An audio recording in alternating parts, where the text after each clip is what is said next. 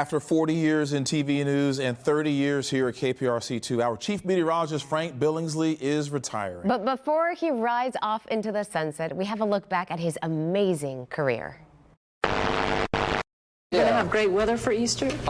Would you like to wager on it? Fresh-faced and as feisty as ever, Frank started his career in Roanoke, Virginia. It was 1982, and he already had a wide range of skills. From forecasting, Sunny and mild for much of the western part of the country, to reporting, the wind damage is expected to be much stronger back out toward the beach areas, about 30 miles to the east of here. a little eclipse tracking, the sun will shoot through that pinhole and reflect onto the paper so that you can see the eclipse.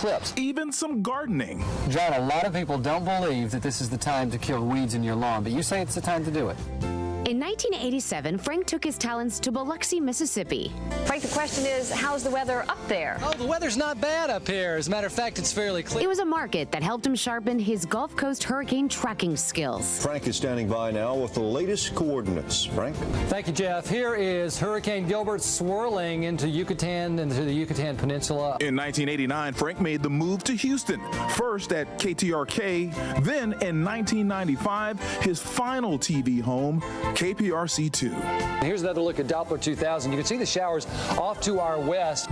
Over the next 3 decades, Frank would become the one Houston viewers turn to guide them through dangerous weather events. From freezes Monday morning, 28. Monday afternoon, we're down to 20 and 12 degrees on Tuesday. to floods, All of these counties still have closures and high water in many areas. So that's the reason that flood warning continues until 12:45. Travel is still dangerous. to tornadoes. We're going to meet the lady, the victim of this tornado. She was right here where I'm standing. To hurricanes. This is going to be one of the most catastrophic floods we have seen in Texas ever. It's been more than a decade and a half since Ike, but Houstonians still remember the day Frank spent hours up in Sky 2, surveying all the damage for our viewers over their homes. I don't think your house is salvageable. No, I don't think so either. Frank's career has had it all. Personality, Lauren Lloyd beat Frank Berger. Oh, I'm decimated, devastated. Let's go out and celebrate Pig Day. accolades. Frank Billingsley is hereby commissioned as an Admiral of the Texas Navy. He even had a furry sidekick named Radar. Radar, you gonna be at the telethon tomorrow? I know he will. Yes, sir. We trust him for his weather expertise, but we love him for sharing his life with us. From his quest to find his birth family, to the bond he had with his adoptive parents, from his loving marriage with husband Kevin, to his prostate cancer diagnosis and his mission to urge others to get tested. A career that spans 4 decades, 3 states, and hearts all across Houston.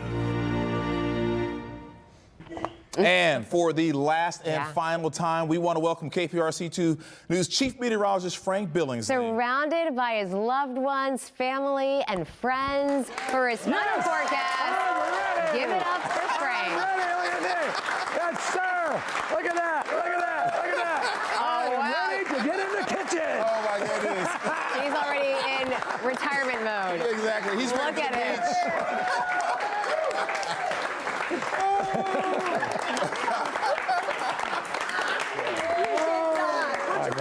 That's me, right? Frank, you gonna pick a pickleball? Congratulations. Thank you, thank you, thank you. Oh, look at this group. Boy, at least we didn't run out of wall. And just like during the news, we make them stand, don't Right? we? Without a doubt. Yeah. Okay, so now I get to do my last forecast, and can you believe it? Beryl meets Billingsley. I get a tropical storm. Come on over here, buddy. I know, I get Perfect a tropical timing. storm for my first and last weathercast. Perfect timing, Frank. All right, well, take it away. Yes. All right, let's do it. Look at that, 40-mile-an-hour winds. This is the 10 o'clock advisory right there in the middle of the Atlantic. Moving west at 18, although interestingly, this may not be the issue, although for the Caribbean it will be. You can see it moves across the Windward Islands as a Category 1, into the Caribbean as a 2, and it could certainly affect parts of the Dominican Republic and Haiti as a 2, moving toward Jamaica, possibly the Cayman Islands, even as a 90-mile-an-hour hurricane. So we're going to watch watch, obviously, Beryl, our second named system of the season. There are a couple of others, and this one may end up being the culprit. 40% chance of development over the next 7 days. That one is behind Beryl. There's also this. It's not going to do much. 40% chance of development, but it's not our issue. In fact, I want to show you the futurecast for all three of these. First of all, here's the one that continues to move across the Yucatan and right on in to the central part of Mexico around Tampico. So that's not obviously going to affect us. Here comes Beryl as it moves into the Caribbean across the Windward Islands, and that's where it may affect the Dominican Republic and parts of Haiti. And then as it moves into Cuba, if it interplays with land, that's really going to affect it. In fact, the American model pretty much diminishes it, but this one behind it may end up actually holding together at least some form of it. And then would we see something in the Gulf or maybe to the eastern seaboard? It almost kind of splits. So it's an up for grabs thing, but the dust is going to be a big player. We continue to see that. It's very rare to have storms in July, but clearly there's Beryl, and it's going to be moving in the first week of July into the Caribbean. Our futurecast for us, don't look for a lot except heat. You might see a quick isolated shower like we've seen the last couple of days, but that's honestly about it. More than anything, the heat advisory is in effect from noon to 8 p.m. Speaking of hot temperatures, all of these places are real. Like Happy, Texas, right now at 101. And Farwell, they almost got the spelling right. There's Sunset at 95, Retreat at 91, and Mabank has the lowest number there. Okay, I've got 86 from our Houston area Chevy dealers, feels like 97. Here's a look at my final 10-day forecast after you go to my blog, right? If you haven't gotten the puns yet, then you're missing out. The frizz is on tonight's Haircast into the weekend, the final frizz for you from Frank. Here's your 10-day.